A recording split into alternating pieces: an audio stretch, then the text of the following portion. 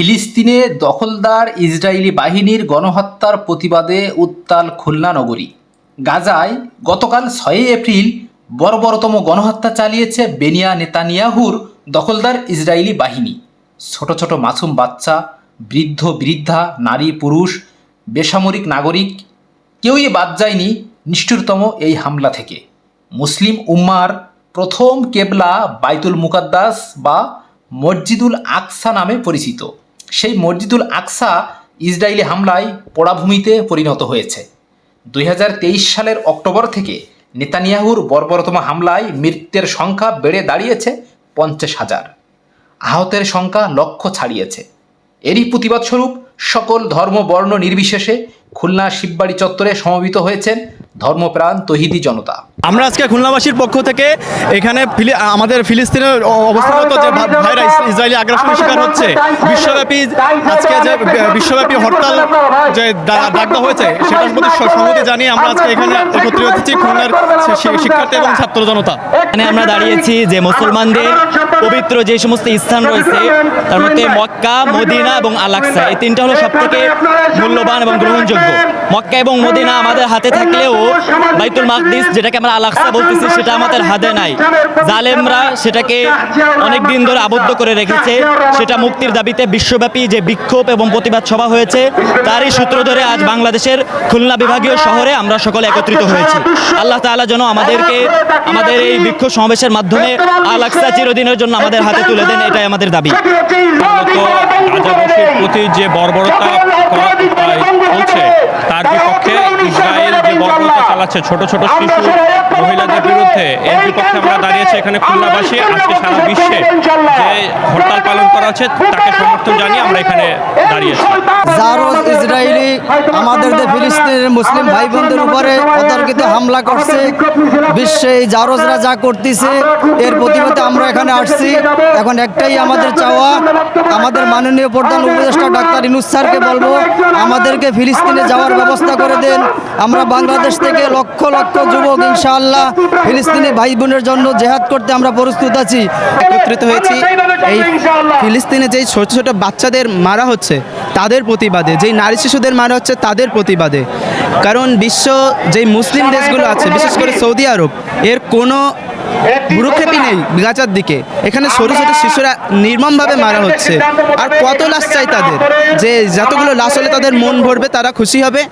একের পর এক লাশ পড়েই যাচ্ছে। গর্ভবতী মায়েরা ভাঙা বাড়ির মধ্যে পড়ে আছে, প্রসব বেদনায় কাতরাচ্ছে। বৃদ্ধ থেকে শুরু করে প্রত্যেকেরই খুবই খারাপ অবস্থা, যা চোখে দেখলে মানে ঘরে বসে থাকার কোনো উপায়ই নেই। আমাদের রাস্তায় নামতেই হচ্ছে। আমরা চাইলেও ঘরে থাকতে পারতেছি না। মন আমাদের সবসময় ফিলিস্তিনে, আমরা বাংলাদেশে, কিন্তু মন আমাদের ফিলিস্তিনে। ইনশাল্লাহ যদি সুযোগ পায় তো বাংলাদেশ থেকে অধিক লোক ফিলিস্তিনে চলে যাইতো। কারণ এই বাচ্চারা এইভাবে প্রত্যেক দিন তাদের হত্যা করা হচ্ছে। এরা মাসুম, এদের কি দোষ? এদের কেন হত্যা করা হচ্ছে?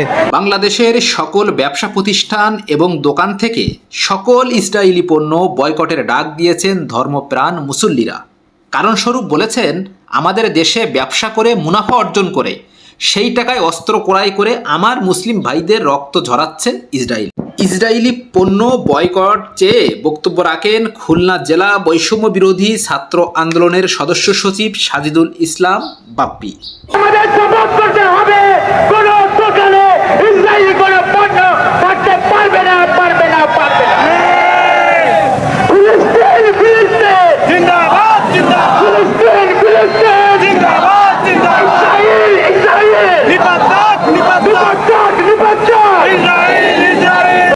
জাতীয়তাবাদী যুবদল খুলনা মহানগর শাখার আহ্বায়ক ইবাদুল হক রুবায়েত ওনার বক্তব্যে ইসরায়েলি পণ্য বয়কটের কথা স্পষ্ট করে বলেন।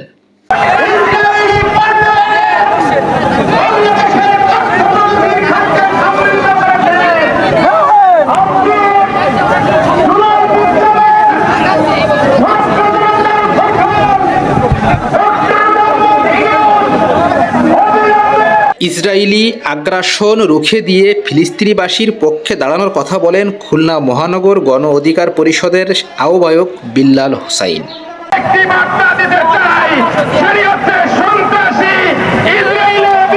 আমাদেরকে জিহাদ ঘোষণা করতে হবে। আমাদের সরকার প্রধানকে বলতে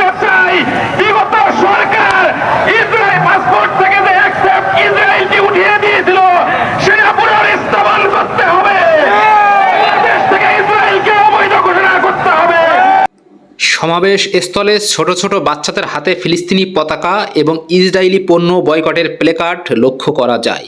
প্রিয় দেশবাসী, আমরা আজ ফিলিস্তিনের পক্ষে আমরা আন্দোলনে নেমেছি। আমরা ইসরায়েলের যত পণ্য সব পণ্য বয়কট করব। আমরা বাংলাদেশের যত দোকানপাটে ইসরায়েলি পণ্য আছে সব তার নিজ কোম্পানিতে ফিরিয়ে দিয়ে আমরা বাংলাদেশি পণ্য, বাংলাদেশের যত পণ্য আছে সেইগুলো আমরা বিক্রি করব এবং আমরা ফিলিস্তিনের পক্ষে তার থেকে কিছু ডোনেশন করব।